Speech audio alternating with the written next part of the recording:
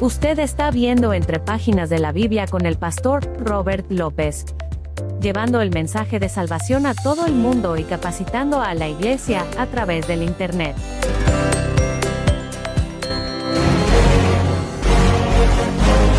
Esta serie de señales de los últimos días es una edición especial de Entre Páginas de la Biblia. Saludos mis queridos hermanos y amigos y bienvenidos a otra enseñanza más de Entre Páginas de la Biblia. Continuamos hoy con esta serie Señales de los Últimos Días y este es el último capítulo o parte de esta serie, la número 10 ya. Y no vamos a hablar acerca de una señal, dijimos desde la semana pasada, estamos ya haciendo la conclusión. Hoy vamos a hablar acerca del rapto de la iglesia. Pero aquí no se acaba este estudio porque recuerda que en la próxima edición comenzamos entonces una nueva serie que se titula Después del rapto. Espero que tú estés conectado con nosotros. Suscríbete y vas a estar recibiendo una notificación allí todo el tiempo que nosotros subamos una nueva enseñanza a esta serie y a este canal también. Así que a partir de ahora dijimos vamos a entrar dentro de temas muy interesantes que tú no te quieres perder. Vamos a ver algunos de los datos que nos da la Biblia acerca de los eventos finales, de cosas que nosotros algunas vamos a ver, otras no las vamos a ver, pero la Biblia habla acerca de este asunto, así que queremos compartirlo contigo. Lo primero que vamos a ver es de dónde sale este tema. Número uno, la palabra o las dos palabras que se usan comúnmente para esto es rapto o arrebatamiento de la iglesia. Estas son las dos palabras. No son palabras que aparecen en la Biblia, no, claro que no. De la misma forma que en la Biblia no aparece, por ejemplo, la palabra Trinidad, pero creemos en la Trinidad, es un principio bíblico. Y muchas otras palabras que no aparecen, que han sido pues creadas para nosotros para poder explicar un principio bíblico. Acuérdate que hay enseñanzas bíblicas y principios bíblicos. Esto es un principio bíblico basado en una enseñanza a la cual vamos a desarrollar a través del capítulo de hoy. Primeramente, quien habló de esto por primera vez fue precisamente Cristo Jesús. A pesar de que Jesús hizo una mención, pero no lo enseñó.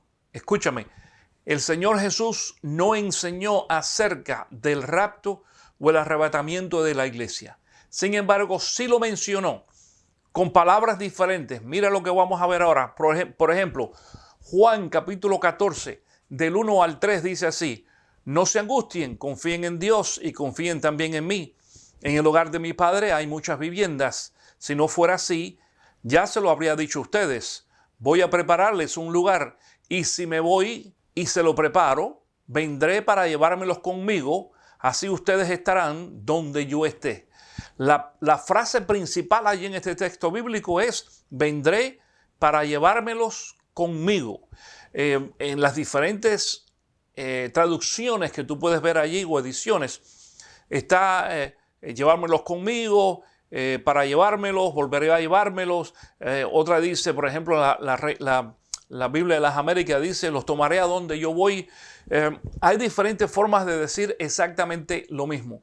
En el libro de Mateo también, por ejemplo, en el capítulo 16, esto es lo que dice: porque el Hijo del Hombre ha de venir en la gloria de su Padre con sus ángeles, y entonces recompensará a cada persona según lo que haya hecho. Les aseguro, y esto lo dice Jesús, ok, atención, esto lo está diciendo Jesús. Mira lo que dice ahora: les aseguro que algunos de los que aquí presentes no sufrirán la muerte sin antes haber visto al Hijo del Hombre llegar en su reino.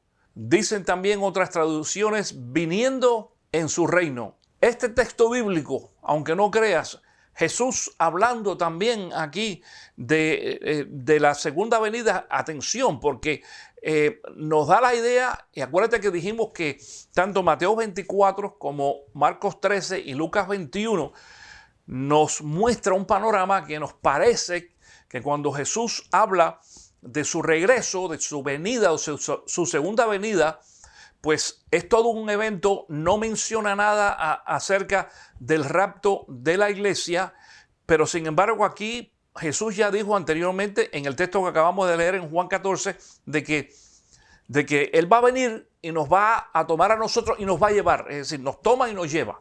No solamente que viene a reunirse con nosotros, sino nos toma y nos lleva. Sin embargo, en este texto nos da la idea de que simplemente Jesús viene, se presenta y se queda. No nos vamos a ningún lado, nos quedamos aquí. Bueno, sí, eso va a suceder en alguna ocasión, pero vamos a explicar cuándo, cuál es la diferencia y qué es lo que sucedió entonces con este texto bíblico, porque cuando yo leo este texto bíblico, y lo he hecho en varios grupos de estudio anteriormente, siempre pregunto, bueno, ¿tú cómo lo interpretas? ¿Qué tú crees de este versículo? ¿A qué se refiere a Jesús?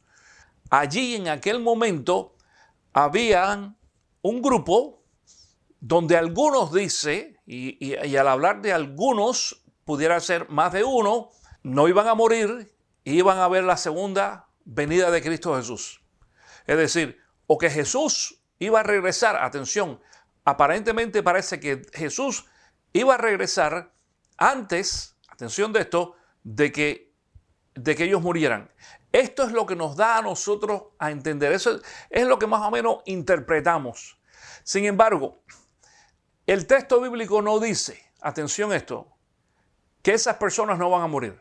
Fíjate, les aseguro que algunos de los aquí presentes no sufrirán la muerte sin antes haber visto. Es decir, sí van a sufrir muerte, sí se van a morir. Atención, esto es lo que dice aquí. No dice que no se van a morir. Dice, no sufrirán la muerte sin antes haber visto. Es decir, antes de que mueran van a ver al Hijo de Dios. En realidad eso es lo que dice. Sin embargo, los discípulos no interpretaron eso. Interpretaron de que algunos de los que estaban allí presentes no iban a morir. Jesús iba a venir y si Jesús regresaba y establecía su reino, pues ya no nos íbamos a morir como quiera que sea y nos íbamos a quedar con Cristo por el resto del tiempo. Mira, para probar de que los creyentes interpretaron esto de esta forma, mira lo que pasa, por ejemplo, en Juan capítulo 21. En el capítulo 21 de Juan nos relata a nosotros cuando Jesús regresa a la playa, allí después de su resurrección, y va a buscar a los discípulos que estaban pescando. Y tú te recuerdas de que Jesús le dice a Pedro, ¿me amas? Le pregunta 3 veces, dice, Señor, sí te amo. 3 veces le contesta también. Y entonces le dice a Pedro, fíjate esto, dice, ven, sígueme. Bueno, anteriormente de eso dice que Pedro sigue a Jesús, pero se da cuenta de que Juan lo seguía y dice entonces versículo 21 ahora. Al verlo Pedro preguntó, Señor, ¿y este qué? Si quiero que él permanezca vivo hasta que yo vuelva, ¿a ti qué? Tú sígueme, no más. Por este motivo, corrió entre los hermanos el rumor de que aquel discípulo no moriría. Aquel discípulo era Juan. Pero Jesús no dijo que no moriría, escucha esto, sino solamente si quiero que él permanezca vivo hasta que yo vuelva, ¿a ti qué? Así que los discípulos habían interpretado esto. Fíjate esto, y ahora en esta ocasión es el mismo Juan el que está contando lo que había sucedido porque él fue el testigo. Es decir, cuando Pedro dice, ¿y este qué? Se refería a él, a Juan. Claro, Juan habla ahora en tercera persona de una forma un poco más humilde, explicando de que a partir de ese momento los discípulos pensaron de que Juan no iba a morir. Hay varias características acerca de Juan. Número 1 es que Juan era el apóstol o el discípulo más joven de Cristo Jesús. Algunos piensan que tenía quizás alrededor de unos 15 años más o menos cuando Jesús lo llamó. Más o menos para el año 72 todos los apóstoles habían muerto ya. Fíjate esto. Esto es algo bien interesante. Por ejemplo, Pedro, según la tradición, fue crucificado de cabeza aproximadamente en el año 64. Y Pablo fue decapitado aproximadamente en el año 65. Es decir, que ambos murieron seguidos uno atrás de otro. Por eso digo que para el año 72 ya todos los apóstoles habían muerto. Estoy hablando, escucha, apenas 2 años después de la destrucción de Jerusalén, ya los apóstoles habían muerto. En aquel tiempo, quien reinaba era Nerón. Y Nerón fue terrible. Y déjame explicar un poquito de historia aquí para que tú entiendas lo que va a pasar. Porque Nerón reinaba durante el tiempo en que comienza esta gran persecución. Nerón comienza su reinado en el 54, después viene entonces Galba, Otón y Vitelio y Vespasiano, que ambos, los cuatro duraron solo un año, en el año 69. Esto es una historia bien interesante que tú puedes corroborar allí en los libros y en la internet. Y después de esto viene entonces en el año 79 Tito. Tito había sido el que había destruido el templo de la ciudad en Jerusalén en el año 70, recuerda. Ahora, después en el 85 entra Domiciano. Domiciano fue terrible, después de Nerón quizás uno de los peores. Y algo bien curioso que sucede, que lo dice la historia, no lo nos cuenta la Biblia, pero la historia nos cuenta de que Domiciano tomó preso a Juan, que fue el último de los discípulos que quedaba, ya todos habían muerto, o de los apóstoles, más bien, de los apóstoles, había muchos discípulos, muchos creyentes, pero de los apóstoles originales, Juan era el último. Bueno, Domiciano lo toma preso y como castigo lo juzga para morir, y dice la historia de que lo metieron en una olla con aceite hirviendo. Fíjate esto es lo que dice la historia. Y sin embargo, Dios lo protegió y no se murió. Yo creo que una de las razones por las cuales no se murió fue simplemente porque Dios necesitaba usar a Juan. Entonces, para poder cumplir, número uno, la profecía que había dicho Jesús. Y número dos, para poder entonces llevar a cabo lo que nosotros conocemos después, que fue la escritura del libro de Apocalipsis o Revelaciones. Ahora, mira esto bien interesante. En Apocalipsis capítulo 1, Juan, que es el que escribe, porque quiero decir de que aparte de eso, después que Juan pues se salva, dice la historia de que después que fue echado allí en el horno o en el aceite caliente, pues él sale y no se quemó, y entonces lo dejan libre, se va. Esa era parte de la ley, de la costumbre de la ley, que si un hombre era ajusticiado de alguna forma y no moría, entonces pues le daban la libertad. Él se fue. Pero sin embargo no se fue libre. Domiciano lo que hace es que coge a Juan y lo manda a la isla de Pasmo. Queda desterrado y ahí donde va como castigo. Fíjate esto, como castigo de ser cristiano, ahí se va. Y entonces mira lo que pasa ahora en Apocalipsis capítulo 1, porque Juan es el que escribe Apocalipsis capítulo 1.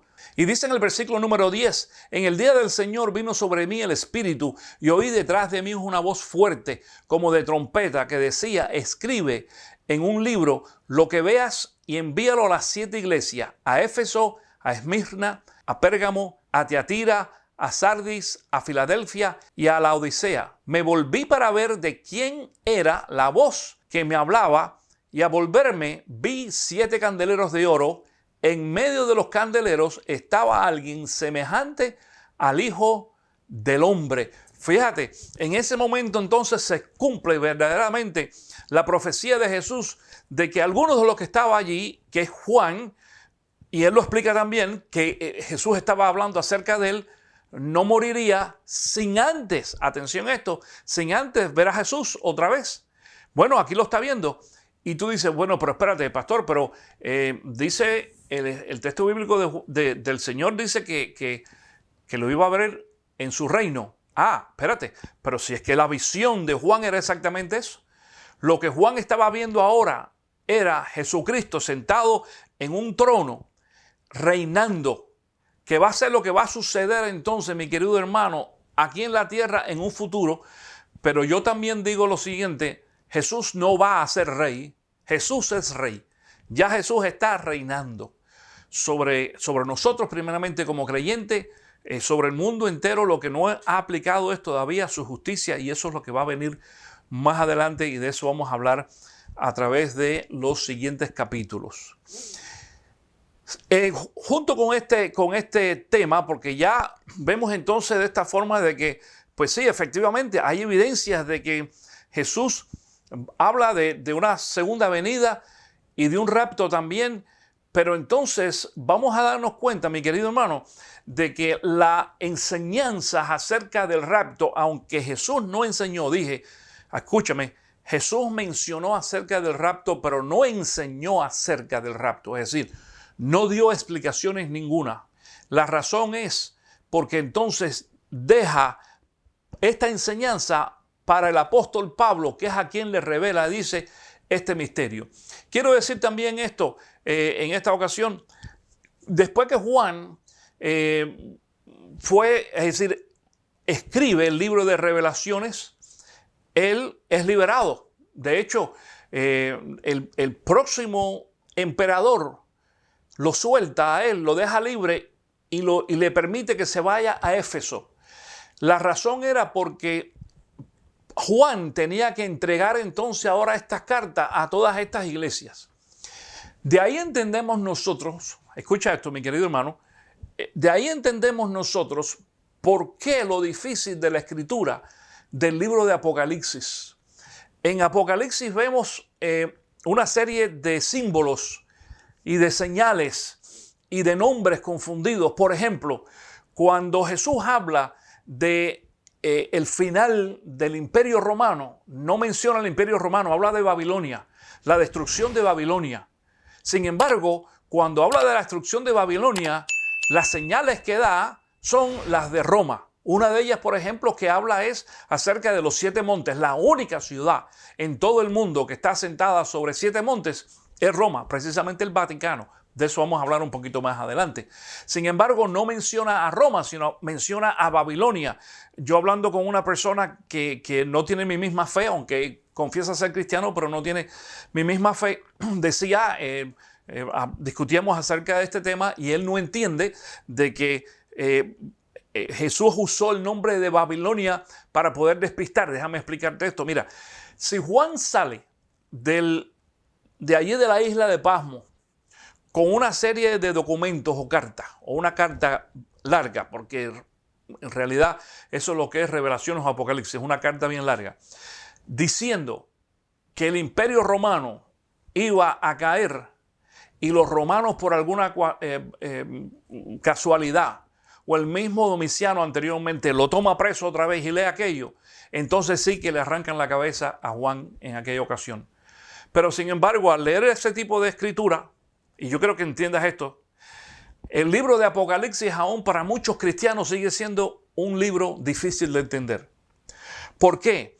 Porque Apocalipsis se tiene que leer y estudiar, número uno, a través del Espíritu Santo, es decir, tenemos que tener la presencia del Espíritu Santo en nosotros. Eso significa que necesitas ser creyente, maduro y dedicar tiempo en estudio. No es solamente agarrar el libro y leerlo, ya entiendo lo que dice ahí. Cuando nos dejamos de guiar por personas y maestros que han estudiado el tema cuidadosamente, y no estoy tratando de decir de que yo soy uno de ellos, porque yo continúo aprendiendo muchísimo de lo que el libro de Apocalipsis nos enseña. Escúchame, decía alguien de la Biblia, conozco solamente las 2 tapas, y yo a veces que me siento de la misma forma, porque cada vez que abro la palabra, Dios me sorprende con cosas nuevas en textos bíblicos que yo he leído muchas veces, fíjate. Sin embargo, cuando vemos entonces el tipo de lenguaje que le dio allí, si lo apresan a él y empiezan a leer todo aquello, iban a decir, este tipo está loco, porque a esto lo metieron en aceite caliente y el hombre se quedó, como decimos, tostado, está quemado. Déjalo ir. Y no hubiera pasado nada en realidad. Y sabemos, de acuerdo a la historia, de que Juan, después de salir de la isla de Pasmo, se va a Éfeso, allí reside y muere, y entonces tuvo la oportunidad de repartir todas esas cartas a las iglesias que mencioné ahí anteriormente. Sin embargo, entonces venimos ahora un poquito más adelante a la enseñanza de Pablo. Atención con esto. Pablo es el que empieza a revelar entonces a nosotros algunos de los misterios, decimos. Gálatas 1, por ejemplo, en el versículo 10, del 10 a 24, dice, y más bien comenzando en el versículo 11, dice, quiero que sepan, hermanos, que el evangelio que yo predico no es invención humana. No lo recibí ni lo aprendí de ningún ser humano, sino que me llegó por revelación de Jesucristo. Es decir, él está confesando aquí que quien le revela a él este evangelio y estos misterios no fueron hombres, fue Cristo Jesús. Recuerda de que la conversión de Pablo fue totalmente diferente al resto de los apóstoles. quizás totalmente diferente también a la nuestra, porque Jesús es quien se le aparece a él allí en el camino a Damasco, y tú sabes que lo ciega. Definitivamente yo creo de que Jesús tenía que cegar a Pablo. Si Jesús se le aparece a Pablo, pero no lo ciega, mira, Pablo era un tipo tan terco y demás, que aún hubiera obviado la luz que había visto y demás, y hubiera seguido para Damasco a capturar a cristianos. Pero Jesús lo ciega, lo deja caer en el piso y no tuvo otro remedio que entonces, y ese es de este gran texto bíblico que dice, Señor, Señor, ¿qué quieres que yo haga? Y entonces Jesús le da la instrucción y a partir de ahí entonces él le entrega su vida a Jesús. Además de eso, en ese tiempo sabemos también de que, o después, es decir, después de este evento, sabemos de que Pablo, él mismo confiesa ahí en 2 Corintios capítulo 12, de que él fue llevado al tercer cielo por el Señor. Dice él que no sabía si fue en espíritu o en un cuerpo de más, pero entonces nos vamos a dar cuenta de que Jesús le empieza a revelar misterios muy importantes a Pablo para que él los comparta con cada uno de nosotros. Sin embargo, en 1 Corintios capítulo 2, entonces Pablo revela lo que es en realidad el misterio que Dios le ha encomendado. Mira lo que dice 1 Corintios 2, comenzando en el versículo 6. En cambio, hablamos con sabiduría entre los que han alcanzado madurez, pero no con la sabiduría de este mundo, ni con la de sus gobernantes, los cuales terminarán en nada. Más bien, exponemos el ministerio de la sabiduría de Dios. Una sabiduría que ha estado escondida y que Dios había destinado para nuestra gloria desde la eternidad. Atención con este versículo número 8 que es muy importante. Dice, ninguno de los gobernantes de este mundo la entendió, porque de haberla entendido no habrían crucificado al Señor de la gloria. Escucha esto bien claro. Si Dios hubiera revelado este misterio, porque lo llama misterio en el versículo número 7, desde un principio no hubieran entonces crucificado a Cristo Jesús. Algo bien interesante que nosotros aprendemos es de que el diablo, Satanás, no tiene la capacidad de leer nuestra mente. No sabe lo que nosotros pensamos, pero sí sabe lo que nosotros decimos y lo que nosotros hacemos. Si Jesús entonces hubiera abiertamente enseñado acerca del rapto de la iglesia, porque yo no sé si tú entiendes, mi querido hermano, el rapto de la iglesia quiere decir de que Jesús va a venir y se va a llevar a todos los cristianos en las narices del diablo. Tú y yo somos muy valiosos para el diablo, mucho más que la gente del mundo. ¿Por qué? Porque la gente del mundo ya pertenece a él los tiene. Por eso es que nosotros predicamos el evangelio para entonces arrancarle y quitarles al diablo a esa gente que está cegada. Así Pablo lo dice, de que el Dios de este mundo ha cegado, que es Satanás, y ahí en ese texto bíblico aparece Dios con minúscula, dice que ha cegado el entendimiento de las personas. Bueno, cuando tú y yo predicamos el evangelio, lo que hacemos es arrebatarle al diablo a esa gente. Pero en el arrebatamiento, hablando de arrebatamiento, en el arrebatamiento, entonces vamos a ver de que Cristo Jesús nos lleva a nosotros y nos libera totalmente. Mira, nos libera de tentación del diablo, de pecado, de enfermedades, de todo. A partir de ese momento el diablo no va a tener ningún control sobre nosotros, absolutamente ninguno. Si Jesucristo hubiese adelantado esa enseñanza, entonces Jesucristo no muere en la cruz. Pero si Jesús no muere en la cruz, entonces tú y yo tampoco fuéramos salvos. Porque a lo mejor tú dices, bueno, pero ya lo estamos diciendo, ya el diablo, ya el diablo lo sabe, pero se enteró después de la muerte y la resurrección de Cristo. Ya el pago por la salvación tuya y mía, por nuestro rescate, ya había sido pagado ya. Ya ese rescate fue pagado, fue presentado. Entonces ahora ya Pablo tenía la oportunidad de poder presentar esta enseñanza. Nos acercamos entonces al final, ya en 1 de Tesalonicenses capítulo 4. En el versículo 13 dice Pablo esto ya enseñando y hablando directamente acerca de el rapto de la iglesia. Hermanos, no queremos que ignoren lo que va a pasar con los que han muerto, para que no se entristezcan como esos otros que no tienen esperanza. ¿Acaso no creemos que Jesús murió y resucitó?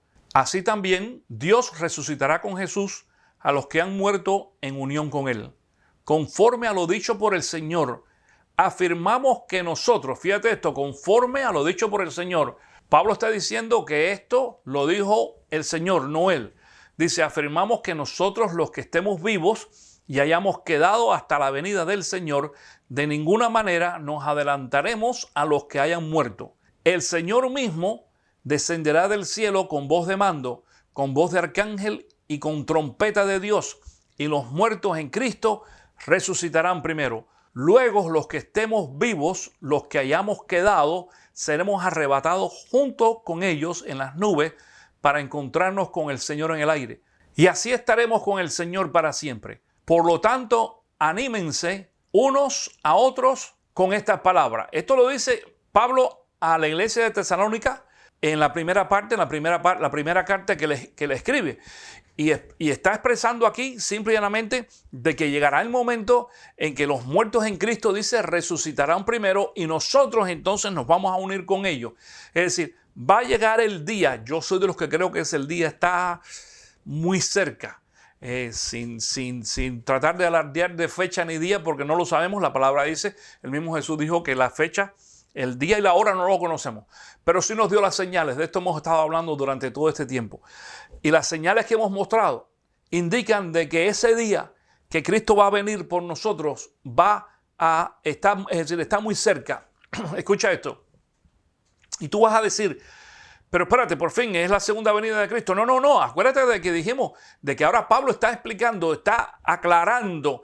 Cuando Jesús habló de su segunda venida, lo vamos a ver como algo general, la historia general de la segunda venida. Ahora Pablo está haciendo allí un trabajo casi que microscópico acerca del lente, y nos vamos a dar cuenta que esa segunda venida de Cristo Jesús está dividida en dos partes. Una, la primera, la venida de Cristo para rescatarnos a nosotros, y después la segunda venida de Cristo, de la cual vamos a estar hablando en la próxima serie que comienza entonces en la próxima edición, recuérdate.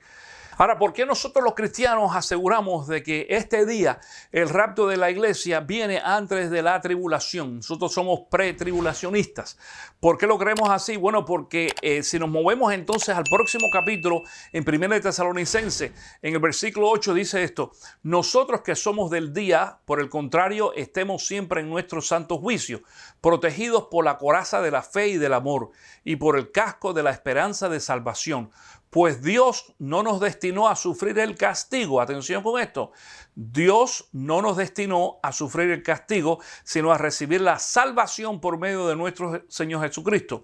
Él murió por nosotros para que en la vida o en la muerte vivamos junto con Él. Por tanto, anímense y edifíquense unos a otros, tal como lo vienen diciendo.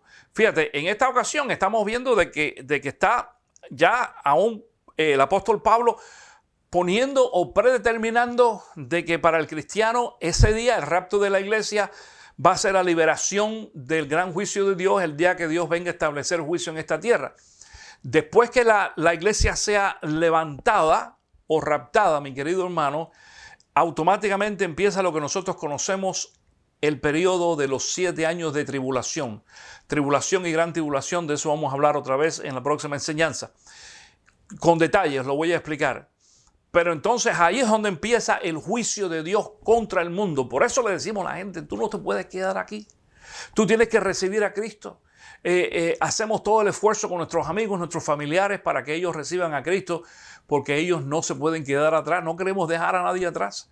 Y muchos dicen, bueno, me voy a quedar, lo he dicho anteriormente, me voy a quedar y cuando me quede aquí, pues entonces voy a recibir a Cristo. No, te vas a arrepentir de no haberlo hecho antes. Sin embargo, atención, con todo y eso habían muchos creyentes pues que tenían al principio de la iglesia, muchos creyentes que tenían duda en realidad de aquello que se había enseñado sobre Cristo Jesús. No solamente eso, al menos por los próximos 200, 300 años se dejó de enseñar acerca del rapto. La iglesia cristiana no enseñaba acerca del rapto porque empezaron a perder la fe, y algunos decían, sí, pero Jesús no viene. Decían eso, pero Jesús no viene. Bueno, mira, segunda de Pedro, mira lo que dice Pedro, porque Pedro entonces, al escribirle a los judíos que estaban exiliados también, dice lo siguiente en el capítulo número 3, comenzando en el versículo 8. Pero no olviden, queridos hermanos, que para el Señor un día es como 1000 años y 1000 años como un día. El Señor no tarda en cumplir su promesa, según entienden algunos la tardanza.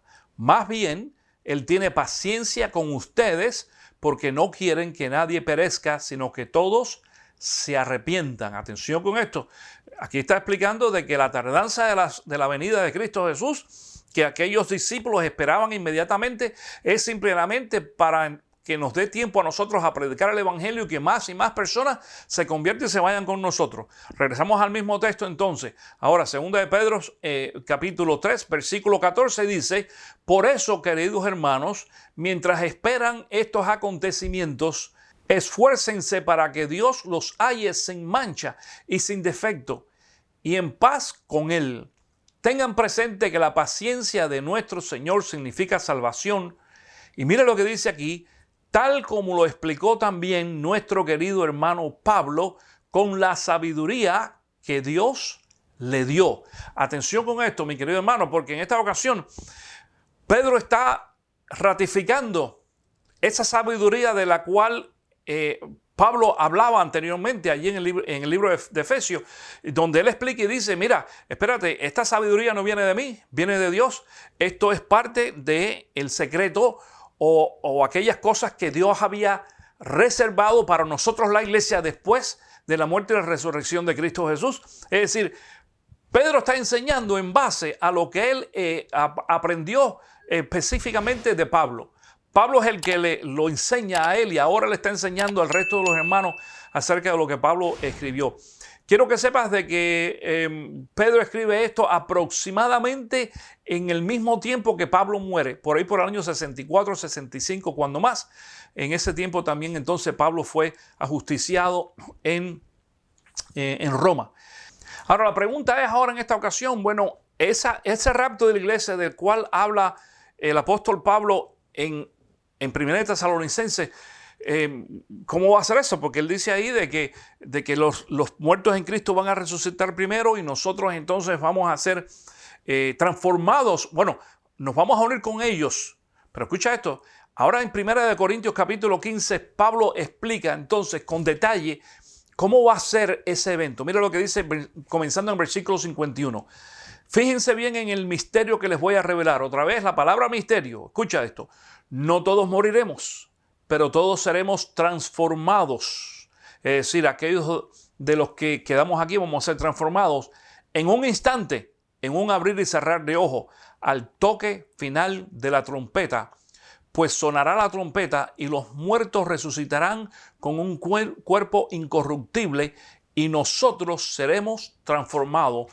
Ahora tenemos dos informaciones que podemos unir acerca del mismo evento. Número uno, los muertos en Cristo van a resucitar primero. Nosotros los que quedamos aquí vamos a ser entonces transformados. Escucha esto. La transformación de nuestro cuerpo, no de nuestro espíritu, de nuestro cuerpo, porque nosotros vamos a estar todavía en nuestro cuerpo físico. Vamos a ser transformados y entonces juntamente vamos a unirnos a los que han sido resucitados y vamos entonces a ascender a la presencia de Cristo que nos estará esperando, dice la palabra, en las nubes.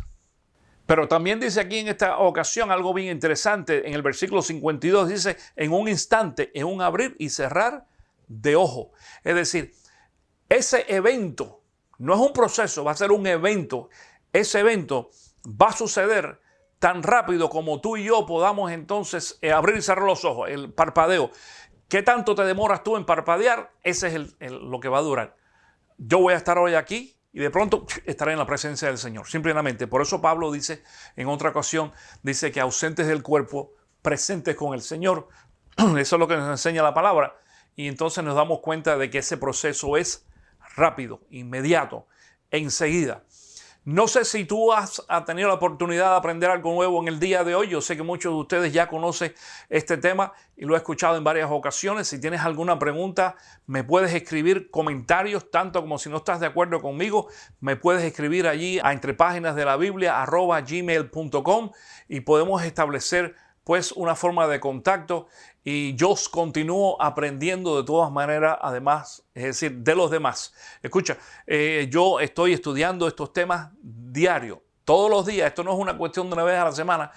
Todos los días continúo estudiando acerca de escatología y las señales de los últimos tiempos y estoy aprendiendo siempre algo nuevo.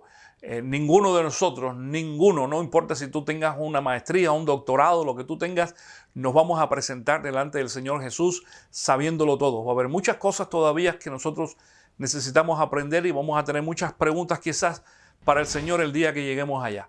Así que mientras tanto te animo a que continúes estudiando la palabra del Señor, tu Biblia propia, y también en contacto con nosotros aquí en estas clases y en estas ediciones de Entre Páginas de la Biblia. Una vez más, gracias por estar en contacto con nosotros y espero verte aquí en la próxima edición que comenzamos. Recuerda esta nueva serie de Después del Rapto. Vamos a hablar de cuáles son los detalles y vamos a continuar aprendiendo ambos juntos muchas cosas más. Otra vez nos vemos en la próxima edición de Entre Páginas de la Biblia. Que el Señor te bendiga. Si esta enseñanza ha sido de bendición para usted, entonces le animamos a que la comparta con otras personas, usando cualquiera de las redes sociales de su preferencia, o copiando el link de este video, y enviándoselo a alguien más a través de un correo electrónico o texto. Además, no olvide suscribirse a nuestro canal, presionando el botón de la derecha en la pantalla, y recibirá notificaciones cada vez que publiquemos una nueva enseñanza. Para preguntas o comentarios o para invitar al Pastor Robert a su iglesia, escriba a entrepaginasdelabiblia@gmail.com y le contestaremos lo antes posible. En nombre de todo el equipo de producción, le damos las gracias por su preferencia y los esperamos en una próxima edición de Entre Páginas de la Biblia.